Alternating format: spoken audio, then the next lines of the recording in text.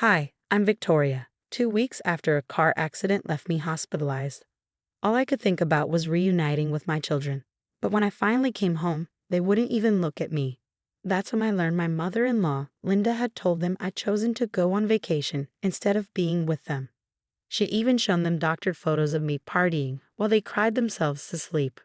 The day of the accident had started like any other. I packed Emma's favorite unicorn lunchbox and helped Tyler tie his new dinosaur shoes, the ones that lit up when he walked.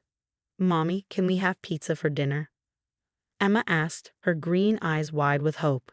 "We'll see, sweetie," I laughed, smoothing her messy curls. I never made it to pick up that pizza. The last thing I remembered was the screech of tires and the sickening lurch of the world spinning sideways. Then darkness. I woke up in a hospital bed to the steady beeping of monitors and a body that felt shattered. Multiple fractures, internal bleeding. "Lucky to be alive," I overheard the doctor say. My first thought was of my children. "Where are my babies?" I croaked, my throat raw from the breathing tube. "They're with their grandmother," the nurse assured me. Linda. Even through the haze of painkillers, her name sent a chill through me. She'd never hidden her disdain for me, often telling Mark he could have done better than a school teacher from common stock. Still, I convinced myself she'd set that aside for the kids. I was wrong. So terribly wrong. During those 2 weeks in the hospital, I tried desperately to reach Emma and Tyler, but every call was deflected with excuses. "They're napping," "they're busy," or "it's not a good time." Mark visited when he could, but his visits were rushed, distracted. "The kids miss you," he'd say, but there was a strange edge to his voice. "Mom's been amazing with them. You don't need to worry." But I did worry. A mother knows when something's wrong. The truth began to unravel in snippets. In one phone call, Linda's syrupy tone sent my heart racing. "Oh, Victoria, the children are so brave without you. Emma cried herself to sleep last night, but I told her that's what big girls do when mommy chooses to be away." "Chooses?" I said, my chest tightening. "Linda, I'm in a hospital. I didn't choose this." "Of course, dear," she replied smoothly. "That's just what we tell them." When Mark finally brought me home, I expected relief, hugs, kisses, the warmth of my children in my arms.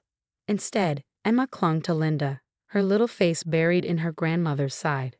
Tyler wouldn't meet my eyes. "What's wrong, sweetheart?" I asked, kneeling to Emma's level. She flinched as if I'd struck her.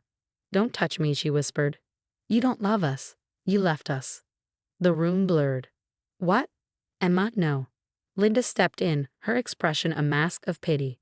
"Now, Emma, remember what we talked about. Mommy needed her vacation. See, she even got a nice tan." She held up her phone, showing an image of me laughing on a beach, drink in hand. "That's not—" My voice cracked. I was in the hospital. But Emma was already running upstairs, Tyler close behind. I turned to Linda, my hands trembling. "What have you done?" Her smile was cold, triumphant. "I've helped the children see the truth about their mother's priorities. They're very perceptive, you know." Mark shifted uncomfortably beside her. "Mom just didn't want them scared about your accident," he said, avoiding my gaze. She was trying to help. It was then I saw Linda's phone screen. Open to a folder labeled Victoria's Vacation, it contained dozens of photos. My face clumsily photoshopped onto women at parties, on beaches, even passed out.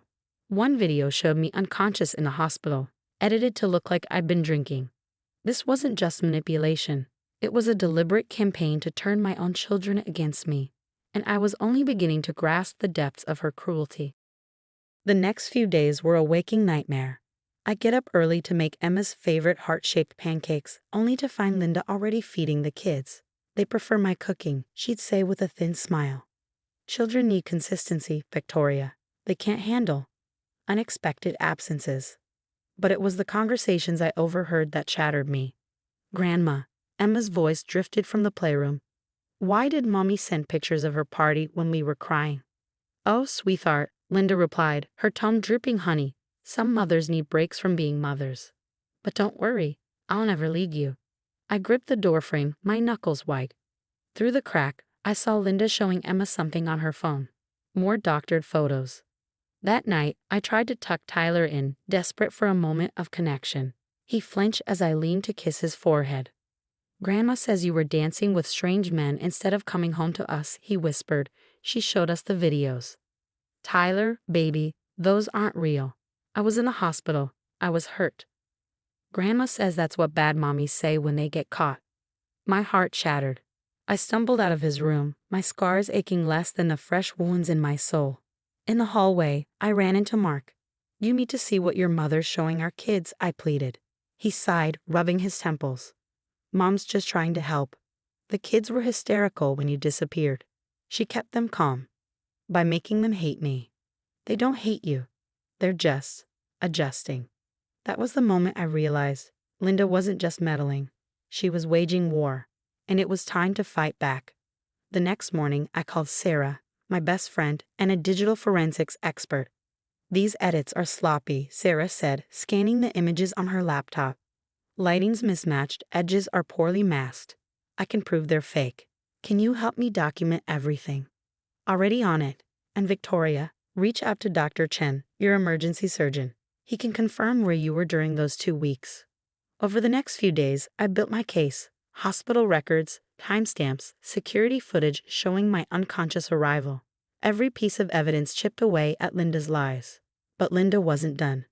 At dinner, she pulled out a birthday card. Oh, look what I found. Victoria sent this to her friend Janet during her hospital stay. Strange how she had time to shop for cards, but not see her children. I snatched the card.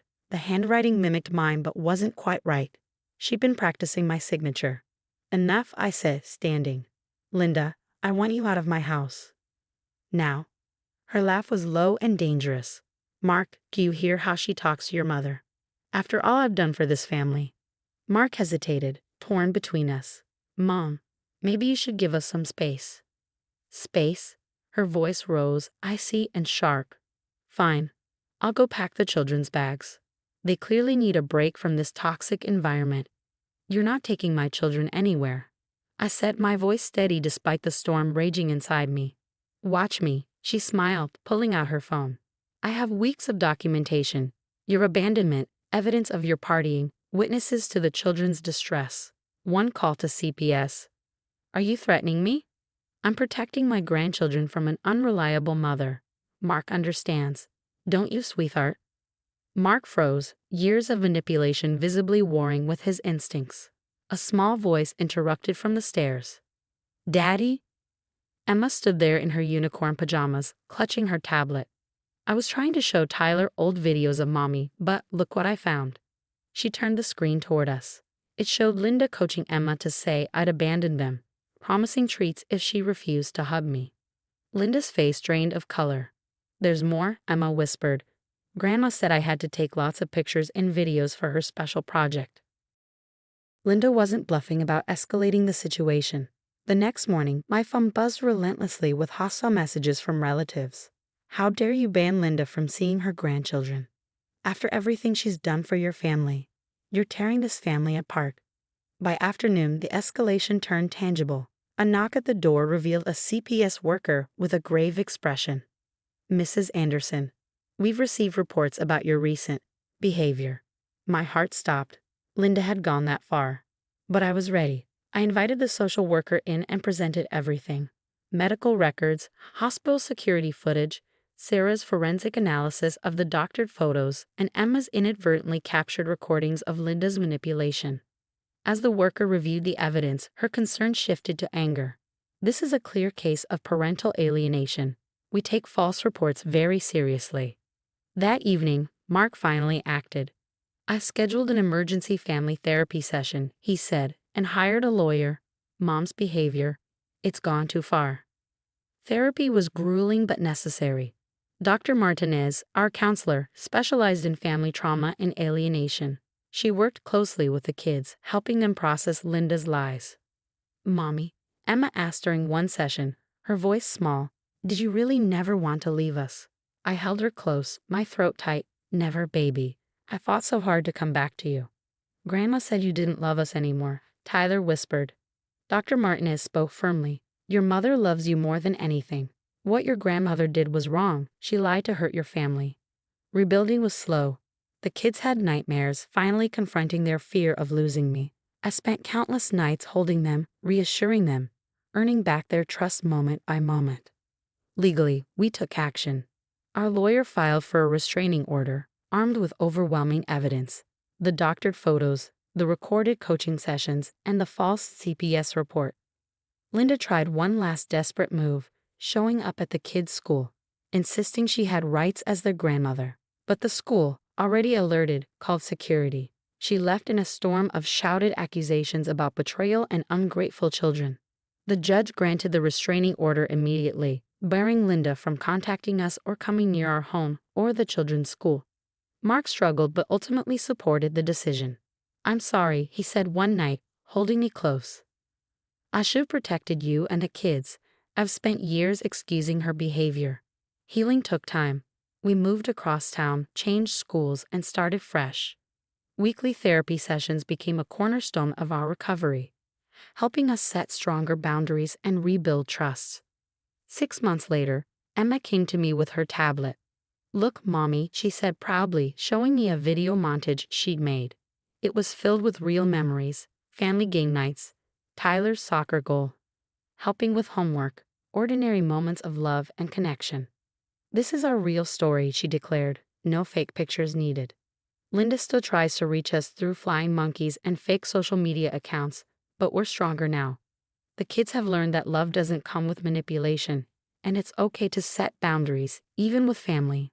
At dinner one evening, Tyler asked, "Mom, are you happy you stayed with us instead of going on that fake vacation?" I hugged him tight, breathing in his familiar scent. "Sweetheart, there was never a choice. You and Emma are my whole world. No vacation could ever compete with that." Our road to healing isn't perfect.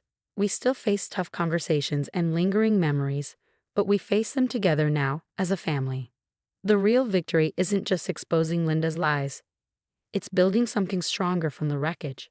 Our family isn't flawless, but it's ours, built on truth, trust, and love.